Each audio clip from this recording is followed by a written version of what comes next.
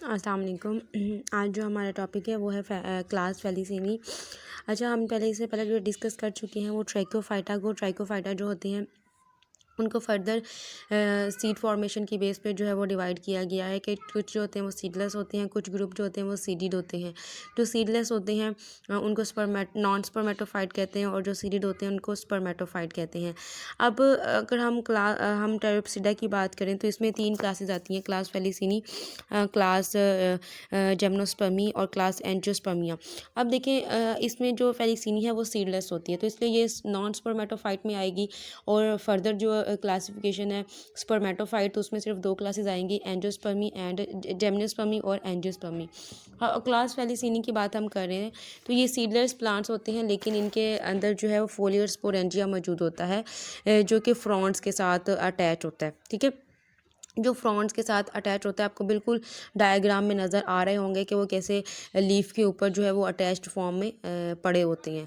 अच्छा, ये जो लीव्स होते हैं इनको फ्रॉन्ट्स कहते हैं, इसके जो लीव्स होते हैं बड़े उनको फ्रॉन्ट्स कहते हैं। लेकिन यही लीफ जब इमेच्योर होते हैं और यंग होते हैं तो ये कॉइल्ड फॉर्म में होते हैं और इनका जो डेवलपमेंट का जो पैटर्न है उसको फिर कहते हैं सर्सिनेट वर्नेशन। अब देखिए, आपको यहाँ पे मैंने ड्रा भी की थी, सर्सिनेट वर्नेशन जो है वो शो हो रही है। ठीक है इसके अलावा अगर हम डायग्राम के अंदर देखें तो यहाँ पे आपको नज़र आ रहे हैं, ये लास्ट पे जो नज़र आ रहा है आपको ये क्या है, ये आप स्मॉल उसका जो है लीफ है, यंग लीफ है जो सर्सिनेट वर्निएशन जो है वो शो कर रहा है।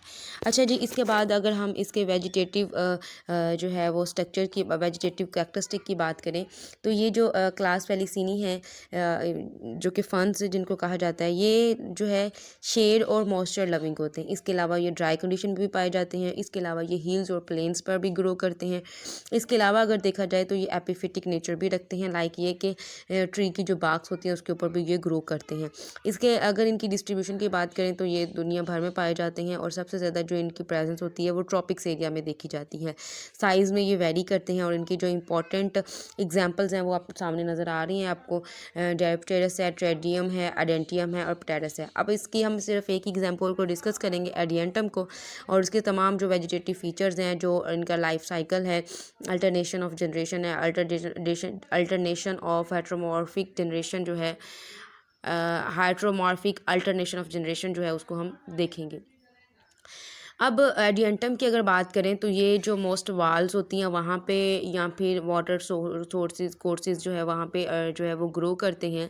और इनके अगर स्टेम की बात करें, हम जो है ये स्ट्रक्चर देखते हुए हम पढ़ते हैं। इसके अगर स्टेम की बात करें तो ये शॉर्ट होता है, ठीक है, आपको नज़र आ रहा है उसकी लेंथ कितनी की है, ठीक है, शॉर्ट होता है, थिक होता है और अंडरग्राउंड होता है। अंडरग्राउंड होता है और ये जो अनब्रांच्ड हॉरिजेंटली ये ग्रो करता है, इसको ये जो है ये इसको राइजोम कहते हैं।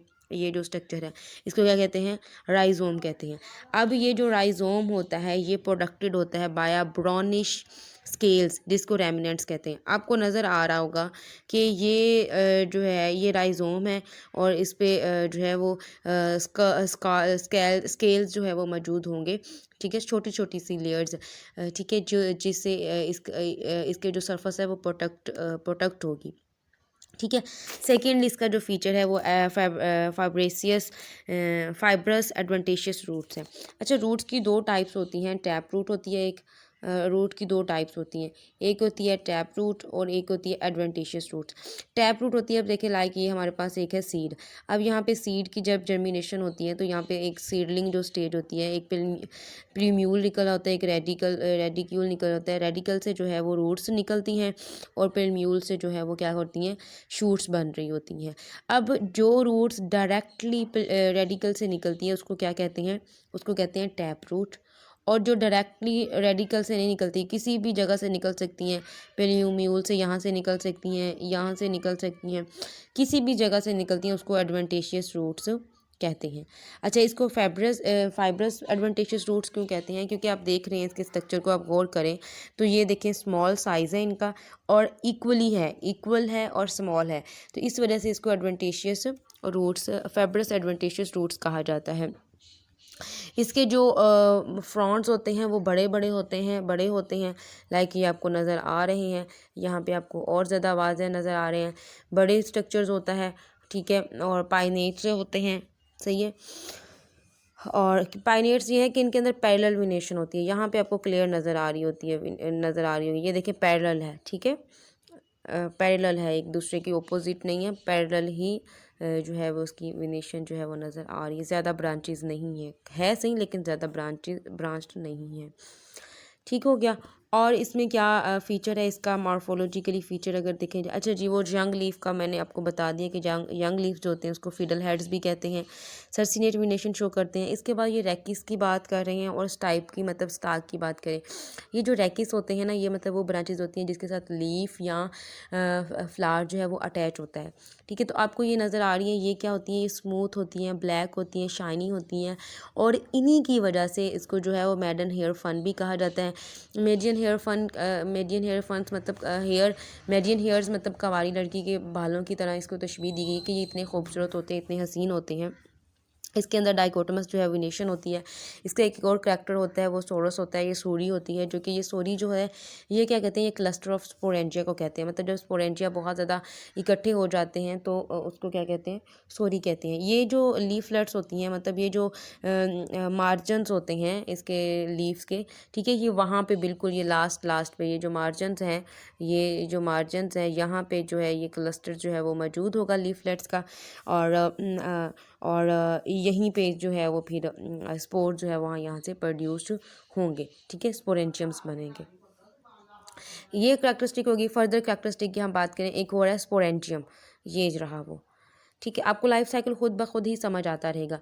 एक इसके अंदर फीचर या फिर एक जो स्टेज होती है वो स्पोरेंशियम की होती है। अब देखिए सोरस हमने देखा, सोरी देखा कि ये क्या होता है, क्लस्टर ऑफ स्पोरेंशिया होता है। अब ये क्लस्टर ऑफ स्पोरेंशिया जो होते हैं और आपको पता है कि जिस लीफ के ऊपर स्पोरेंशिया होता है उसको स्पोरोफिलस कहते हैं, मतलब स्पोर बेरिंग लीव्स कहते हैं, स्पोरोफिल्स कहते हैं, स्पोर बेरिंग लीव्स कहते हैं। अब ये जो स्पोरेंजियम है हम इसको डिस्कस करते हैं कि ये देखें, आपको नज़र आ रहा है कि ये फ्लैटेंड होता है, ठीक है, बायकन्वेक्स होता है, फ्लैटेंड आपको स्ट्रक्चर इसका नज़र आ रहा है, ठीक है, ऊपर ये बायकन्वेक्स होता है ऐसे, ठीक है, ये बायकन्वेक्स होता है।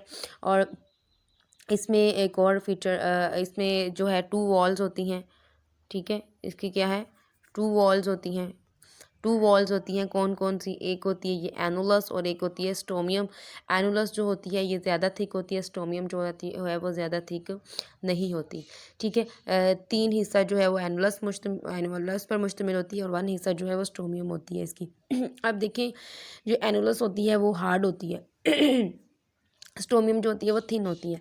जैसे ही ड्राई कंडीशन होती है, वेदर होता है, तो क्या होता है कि ये जो है वो सिकुड़ जाती है, कंट्रैक्ट हो जाती है। कौन भला, एनुलस।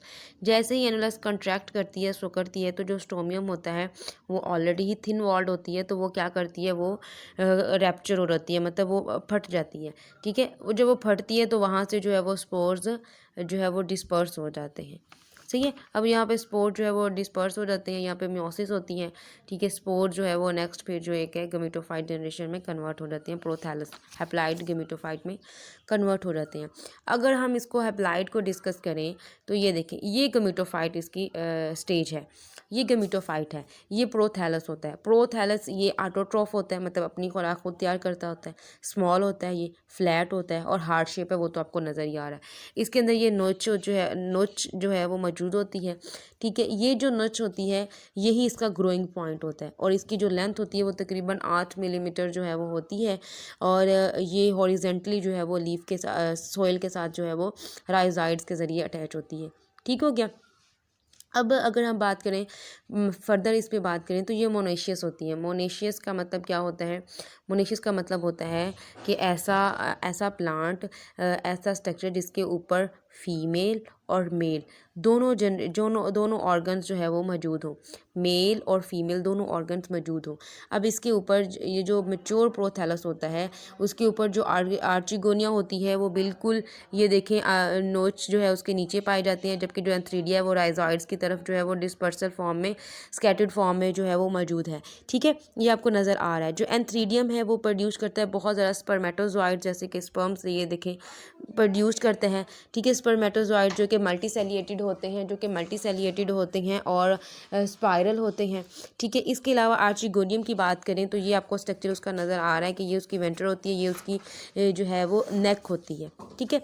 अब ये जो वेंटर होता है उसके अंदर जो है ऊस्पोर जो है मतलब एग या ऊस्पोर जो है मौजूद होता है, जो कि कुशन के अंदर इम्बेडेड, ये जो कुशन लाइक स्ट्रक्चर है उसके अंदर इम्बेडेड होता है। थैलस का जो कुशन होता है ना उसके अंदर ये इम्बेडेड फॉर्म में मौजूद होता है। अब क्या होता है कि ये एंथोजॉइड जो होते हैं वो वाटर के ज़रिए स्विम करते हैं इसकी तरफ, और यहाँ पे आके फर्टिलाइजेशन हो जाती है। फर्टिलाइजेशन होती है तो क्या बन जाता है, जाइगोट बनता है, और जाइगोट से फिर माइटोटिक डिवीजन होती है, एम्ब्रियो बनता है। एम्ब्रियो बनने से फिर क्या होता है कि जो यंग स्पोरोफाइट होती है जो कि गमीटोफाइट के साथ अटैच होती है, ये एपिकल जो नोच है उसके साथ ये अटैच होती है। फिर ये कुछ टाइम के लिए अटैच रहती है, फिर ये सेपरेट हो जाती है इस तरह से स्पेरोफाइट जनरेशन में, ठीक है। होप सो आपको सारी जो बात कहानी है वो क्लियर होगी। अब एक दफ़ा आप रीडिंग कर लीजिएगा, मज़ीद कोई क्वेश्चन हो, कोई आपकी कन्फ्यूजन बाकी रह गई हो तो वो आप सवाल कर सकते हैं।